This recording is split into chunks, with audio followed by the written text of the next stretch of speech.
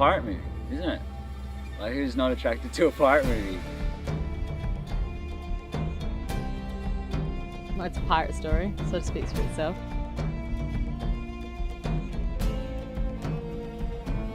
It's a pirate film. I mean, that's what everyone wants to do. You don't realise you want to do one until you're auditioning for one. You realise how much you really want to be a pirate.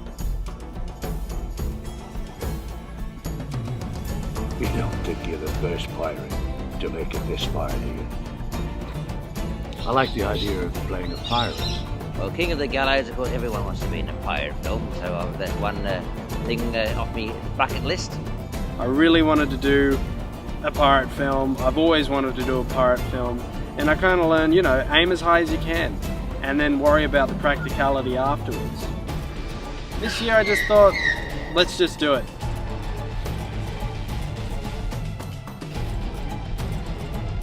This is probably the biggest production I've done. You know, I've always wanted to do a pirate film, but I've always kind of thought, you know, it's just a bit too unpractical without a budget, and especially with the resources that we have available. By the time we got on set, everything was organised. Shoot went really, really smooth.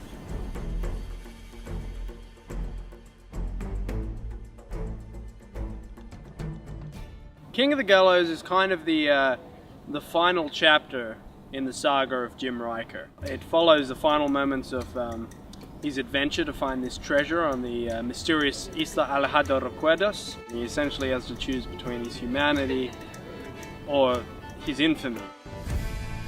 He's basically a man who's lost his way and has allowed the desire for power to really fuel him on this endeavour and into piracy.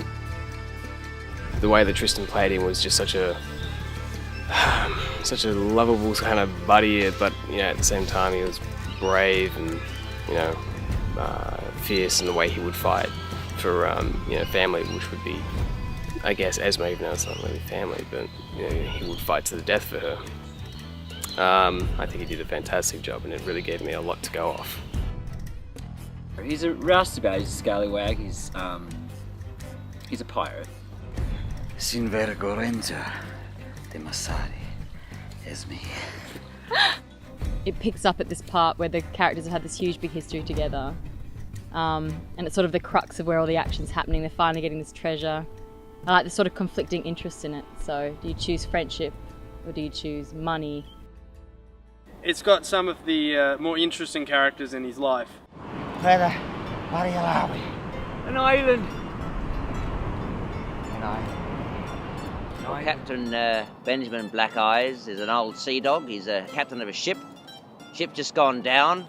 Riker has somehow talked him into sailing with him in an attack against the Spanish, but the ships have gone down and he ends up washed up on a beach. Follow me, Captain. I attend to that wound. While the character is Mr. Hood, we really don't know whether he's a living being or he's a phantom for this exercise. He's clearly a pirate, as is evidenced by his campsite. It would appear that he's been marooned on the island for many, many years. Actors like Tristan and James and Francis and Caroline and Matt, they brought the historical accuracy to their roles because they did a lot of research into their characters and also into that time period and how pirates, especially their characters and their backstories, how they behave, how they would act, why they do what they do. So they really put in the effort to make it authentic and not just a cartoonish, but an authentic pirate story. It's very, very rare, except probably in the theatre maybe, that you get to totally get enraptured into such a period epic like this one is. The fact that we get to have the sword fights and the bloods and the guts and, you know, the dialogue and the story. The sets were amazing. I just got this one because that was... I like that one better. I don't like the colours. Eric, the director, drew me some concept sketches to sort of give me an idea of what he wanted. He even drew some sketches of the different sort of setups that we're doing throughout the scenes of the film. And then I gathered as many props as I could to suit each scene, looking at pirate stuff in terms of the barrels and old crates, doing a bit of research in the 1700s, seeing what swords they had, the pistols they had, the costumes they wore, and trying to get things as close as possible, even down to the fabrics they're using and the buttons on their vests. The art department were fantastic. As you can see behind me, there's just some really great props and colours and things that we've been working with. Hangman nooses, swords, great costume. You know, I'm so surprised with the budget they had, they'll be able to pull off such a wonderful environment to play in. So the first thing I did is what I do with all scripts, and just go through the script, look at what props are specifically mentioned, or the hero props, what do the characters need to use, and then from there I look at the characters, start building up their costumes according to their personality, and then I sort of go through and look at all the different scenes and sets and setups, and look at what atmospheric props would suit the scene in terms of colour palette, in terms of the space we're using, the location, and what would complement the act of the scene. It's a pirate world, it's so exciting, and you just want it to be as authentic as possible.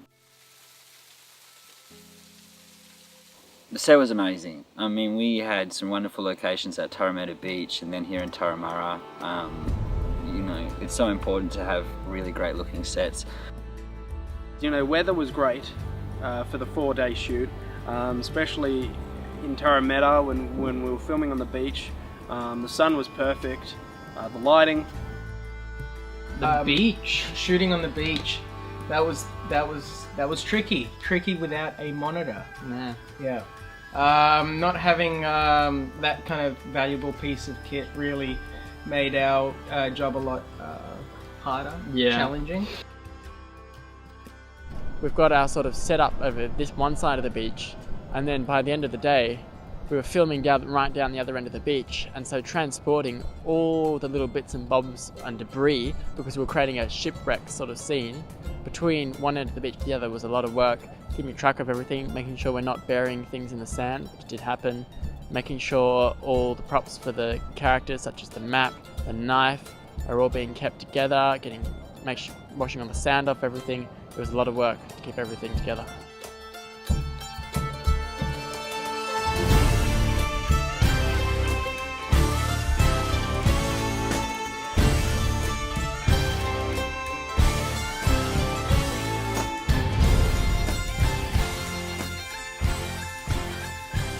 One thing that I like to do is make sure that everything's organised by the time we get to the shoot date, so that it just runs smoothly, and we stick to a very specific, very well managed shooting schedule.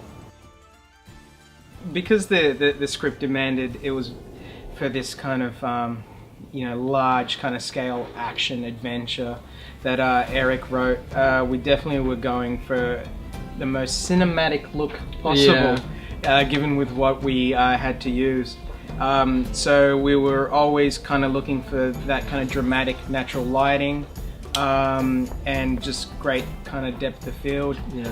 Going wide with the lens, we can actually really take in the natural beauty of the location. The sets have been a delight. There's nothing better than, you know, pretending that you're a pirate in the jungle and going to a jungle. You don't have to do any acting, you're there, so that's been really, really cool. It's going. I was working entirely with natural light. There was no electrical lighting equipment used, so it was just me with reflectors. The camera crew wanted to get shots with the reflection of the light on the water, creating kind of interesting patterns on the actors and the environment, but they weren't able to set up any shots at angles that captured that naturally.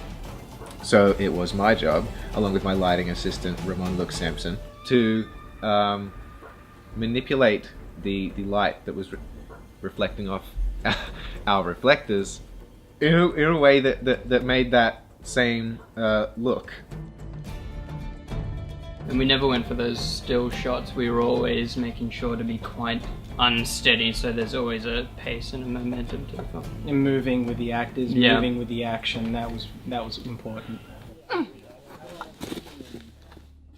There's nothing that's been as demanding physically as this has been, which is just fantastic. And genre-wise, it's so hard to come by the genre films in Australia alone. So this, at this point, has been the funnest shoot that I've ever been on. This is my gun. As you can see, it's well fitted, well balanced. This is a flintlock Mark III. Yeah, it comes with free bark. It's in disguise. I went for the women's model in the pistol.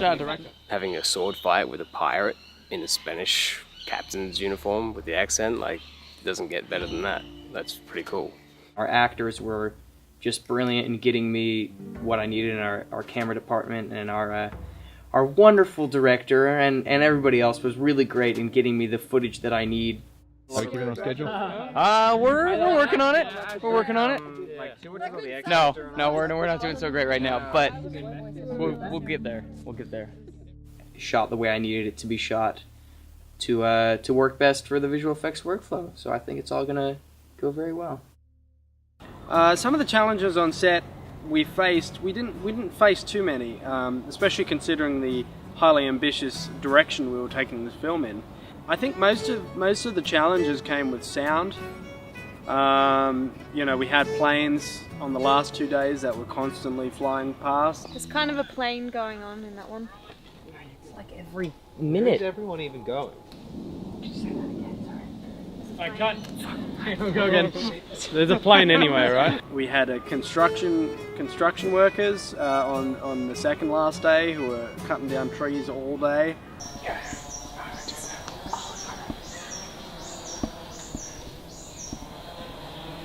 Hold.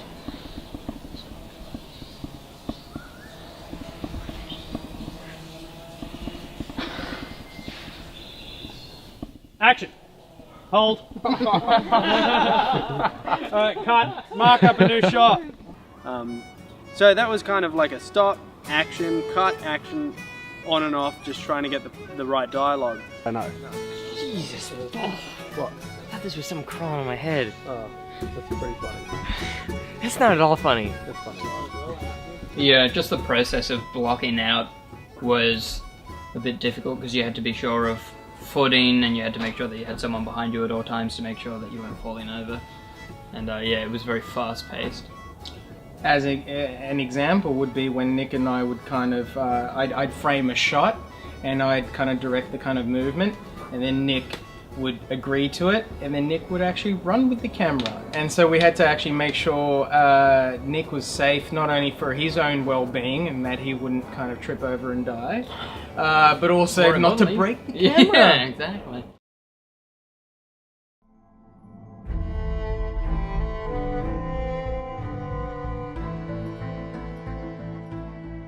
Well, King of the Gallows has definitely been the largest project, editing-wise, that I've taken on.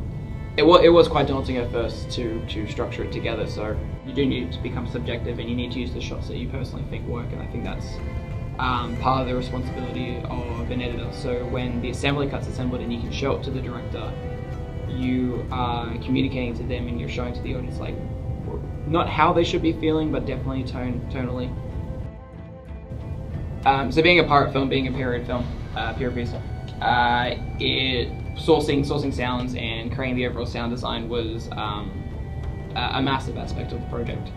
And we were lucky enough to work with some Foley artists, Mel and Jed, who were able to manipulate, the materials, the metals, the screwdrivers, the weird contents that we found that were actually able to be manipulated and replicate, the sounds of the swords being drawn.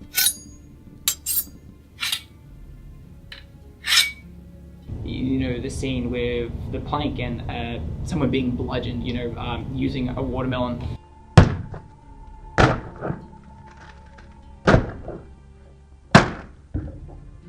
And at first you don't think these items are going to work, but they managed to get it done, which was great, and I think very much adds to the overall experience of the film.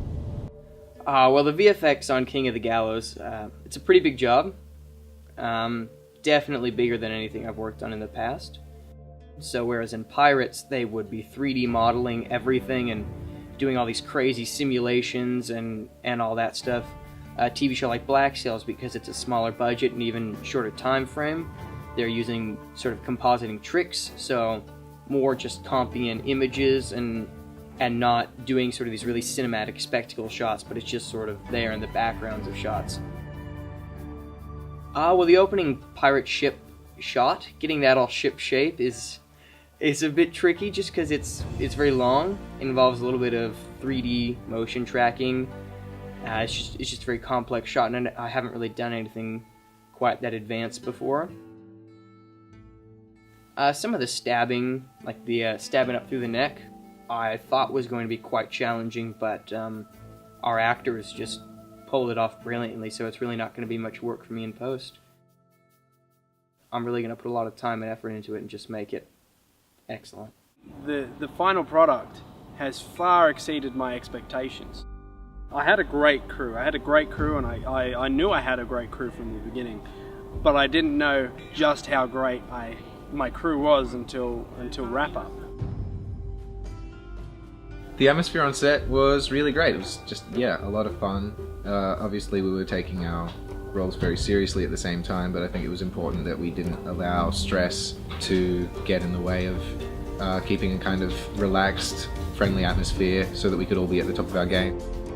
It was a great crew, it was a great cast, it was a lot of fun, and it definitely excites me to keep making films as well. With physically active shoots like this, I think it is the people that kind of make it, because at the end of the day you're exhausted, but you need that kind of drive to like push forward. Not only was it a great script and it was a great kind of like property to work with, but the people that were there kind of just make it more enjoyable, and they make it like make you want to kind of show up. Everyone's working really well together, everyone's focused, but not taking everything a bit too seriously. So it's a good balance that we've got going on, and everyone has been on the ball in terms of their department and what they're supposed to be doing, so it's been a really good set to work on. Very, very professional crew. Lovely people, on the ball, took care of everything the way I believe it should be taken care of on a film set. Well planned, not a lot of hanging around, very nice people working together without any problems. Very happy, love to work with these guys again. Really cool shoot. I'll never have a cool shoot like that again. For a while anyway, I don't think. So, yeah, thank you. I think everyone's been really supportive and really focused and really going above and beyond. I think everyone really wants to tell the story in the same way, which really helps. It's been really fun. I think it's really awesome when everyone's making the same film. And I really felt that everyone was making the film on this one, and everyone went the extra miles. The art department did a wonderful job. You know, everyone that was looking after their part was doing it really effectively, so that made things run really smoothly. I mean, we've done 4 days, we shot a whole film, so it's really, we've got all the shots that we were supposed to get, and so for that to happen can be a miracle sometimes, I think, you know. So it's really a credit to the crew to be able to make that happen in the time frame that we had to make that happen. So it's been a privilege to work with these guys.